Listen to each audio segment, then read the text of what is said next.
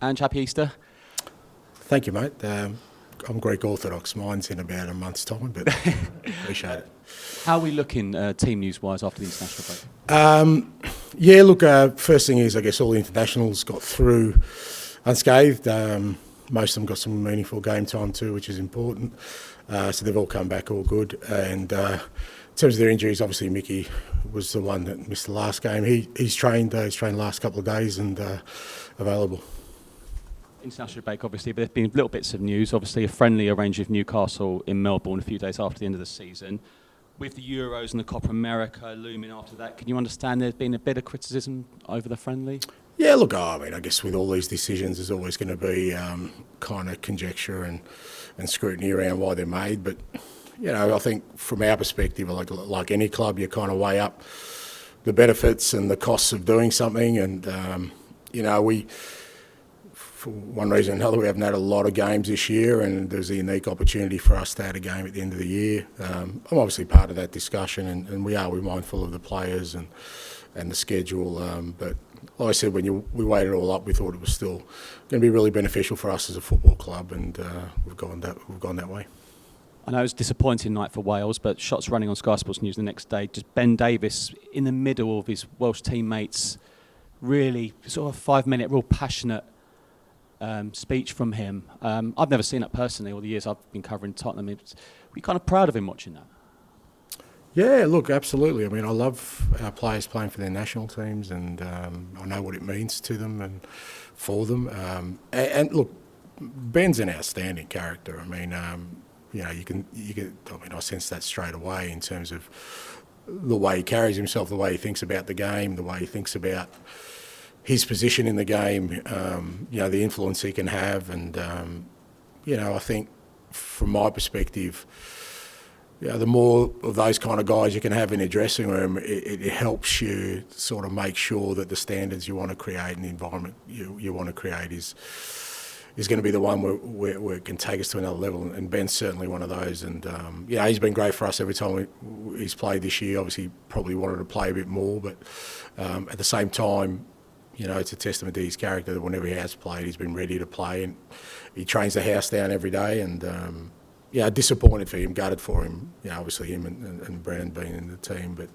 especially for him, because you realise at some point in your career that these kind of tournaments are eventually going to run out, the opportunity to qualify for them. So when you don't, it can be obviously pretty disappointing. Finally, and most important from me, Richarlison this week speaking so openly. I remember speaking to you in September about it, but he's spoken this week. Really brave. A reminder, I suppose no one really knows what's going on. He spoke openly about the post-World Cup and how much he struggled. It's not just Tottenham and Everton fans, but I think millions have watched it and think so highly of him. What have you spoken to him in your thoughts? And it's just a reminder, isn't it? It doesn't matter who you are, how much you earn. We just don't know what's going on behind closed doors. Absolutely. I think I've said before, strip it all back. They're all just human beings. And no, I haven't spoken to Richie, but I think Richie has really benefited from the support that does exist, not just for him, but for others in the community. And I think because he has benefited so directly, I think he's taken on the responsibility of trying to share that around now, and it always makes more of an impact when it is somebody who's higher profile or in a position where we think, they shouldn't really have any problems, or we see it as a sign of weakness when they're looking for help and support, and it's a credit to him that he could have dealt with this privately, obviously, but I think the public aspect of it is a brave decision for him, but more importantly, it's a great sort of, hopefully, a conduit for others to reach out and seek help, when it's required. And as I said, there's always a balance to these things, and whether that's Richie or anyone else, is that you always understand that for all of us, we've got challenges in our lives, we've all got problems, and there's help you can get out there, and it shouldn't be. Hopefully get to the point where it's so overwhelming that it takes over everything else you do. And like I said, credit to Richie, he's sought help, he's got help, the right help, and now he wants others to also benefit from it. Hi, Ange. Obviously, you've got your full squad back together again now. Do you feel that the 2-week break came at a good time off the back of the loss to Fulham? What have you seen from your players in training today? Perhaps was it a good time to reset the emotions after that loss? Well, I mean, it's hard to say. I mean, at the end of the day, every international window is the same. You play the game, the last game before it, and whether it's good, bad, or otherwise, that by the time they leave the dressing room, they're gone for a good 10 days. So, we use that time best we can with the guys we've got back here, and then you kind of hope, like I said, they get through their international commitments unscathed. And once you get back, the key thing for us then is to make sure that when they're back with us. And part of that process is to review the last game, go through it, give them the feedback they need, and then look ahead. And training was good today. Training was, it's the first day we've had everyone in today, and they look good, they look bright and ready to go. What has been the feedback from yourself and the coaching staff to your players ahead of the game against Luton? Look, a tough game.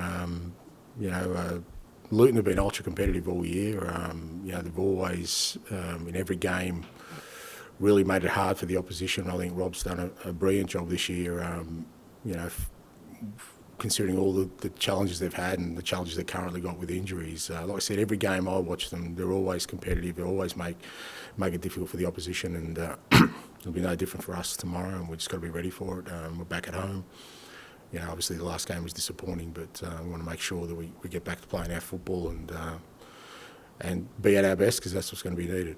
Just staying on Luton finally, I mean, obviously you beat them 1-0 back in October, and Rob Edwards has said that his team are going to go on the all-out attack tomorrow. So what can you take from that first game against Luton this season going into tomorrow's one?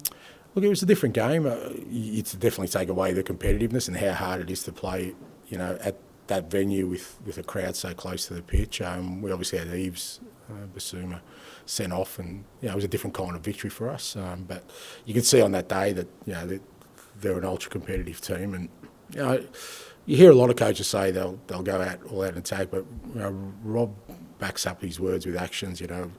When I've seen them play, whether that's against City or Liverpool or Arsenal or any of the top clubs, they've still gone out and been really aggressive. So they're going to be aggressive against us, and we're going to be ready for it. Can I just very quickly check on Richarlison? He didn't play any minutes for Brazil. Is he okay, fitness-wise? Yeah, he's okay. He's had a bit of a niggle that we've kind of been managing him, and I think Brazil managed him, but he trained today and he feels good, so he's available. Back on Ben Davies, got his UEFA A licence this week. I think he wants to do his pro licence before he finishes playing as well. You've obviously someone that's given a lot of young coaches opportunities. Just destroyed the chair there, mate. He's not getting my job, mate. He's got a bit of a way to go, Ben. Yeah, so. Essentially, can you spot people like Ben quite early on when you know a player can be a manager going forward? Not really. It's hard, but what you do need is, especially, I think I've said before that the demands on coaching and being a manager are greater than they ever have been, and you've got to be really committed to it. And part of that process is obviously doing your badges, which is not easy. It requires a huge time commitment, a financial commitment, and that's kind of the first part of it. And then you're not necessarily going to start at the top. It would be great if we all did, but you've got to put in some hard yards there. And so for me, it's one thing to sort of be really passionate about it and sort of wanting to explore the possibility of it. But as I've said to many players, if you think it's an extension of your playing career, it's nothing like it. It's a totally different experience. But, like I said, part of that process is making sure you try and gain as much knowledge as you can along the way. And, Ben's already showing those qualities. You need to have a constant curiosity about, getting better and trying to improve yourself. And, it's a good place for him to start, but I still think he's got a bit in his locker in terms of his playing, and I'll be making sure that that's still his main priority. Kind of similar-ish lines. Dejan Kulusevski had to deliver a bit of an impromptu team talk to the Sweden squad, and he's admitted that he kind of nicked bits of your team talk that you've given. Kind of, how does that make you feel? Does it kind of make you feel you've made an impact? Or? It's okay if they win. I wouldn't be happy if he was using my words and they didn't. No, look. You kind of, you hope. It's not always the case, but you hope when you talk, people are listening. And you hope that you can make an impact on them from not just a football perspective, from a life perspective as well. And like I said, sometimes sometimes they listen, sometimes they don't. Sometimes there's probably a valid reason why they don't listen, because I can talk some garbage myself. So, but if they can take away stuff that's positive, I think that's it's great for me. But more importantly, shows me that at least I'm getting their attention most of the time. And Christian Romero said this week that he would like to play at the Olympics if possible. Obviously, you have the Copa America as well. I know obviously you like players to play for their country. Is there any concern that any lack of rest you might get this summer? Yeah, look, with all those things, the Olympics is a little bit of a different issue, because clubs aren't obliged to let players go for the Olympics, and from that perspective, we have a little bit more of a say in it than kind of other internationals, and certainly from our behalf as a club, we'll always be looking at kind of making sure that there's a balance there, and he hasn't spoken to me about it. No one's spoken to me about it, but I guess my pretty strong advice would be that with the Copa America at the same time, and hopefully gearing up for a big season next year, I'd be suggesting rest is a better policy. Just very quickly, because I just remembered it. Rodrigo Bentancur said this week he's been playing with a broken toe for last month. Does it just kind of show what a warrior he is? Yeah, it's broken small toe. He's got 9 others. It's. I don't think. I think no one can question Rodrigo's courage with what he's had to deal with recently. It's one of those things, but he didn't want to stop playing, and medical advice was he could keep playing, so he's still been training and playing. He hasn't missed a session as far as I can see, and I think he's better now anyway, so he's fine. Okay, we'll finish with George, please. Hi, Ange. I just wanted to go back to the Fulham game. When you reflected on that, what did you sort of see? What are the things you saw that you didn't sort of like about that performance? Oh, there was a whole range of things. I think I said after the game, we just we didn't work as hard as we have been in other games. It was probably the first game this year where I haven't felt our competitive levels were where they should have been. And when they're not, you're gonna pay a price. And we did on the day. I thought Fulham were good. It's a tough venue anyway. They're really good at home, and we just didn't reach certain levels, both in the physical aspect of the game, which, like I said, we've been really consistent in that this year. Whilst our actual play and our performances have fluctuated a little bit, our competitive level has always been really good. I just didn't think it was at the levels it needed to be. So, we kind of addressed that with the guys, and like I said, we're going to have to get back up to where we have been for a tough game tomorrow. And just wanted to talk about the Premier League fixture list. I mean, you've got 10 games left, 7 weeks of the season, but 2 of those games, Chelsea away and Man City home, you actually don't know when they're going to be. How sort of unhelpful is that kind of uncertainty, which you wouldn't sort of normally associate with the so-called best league in the world?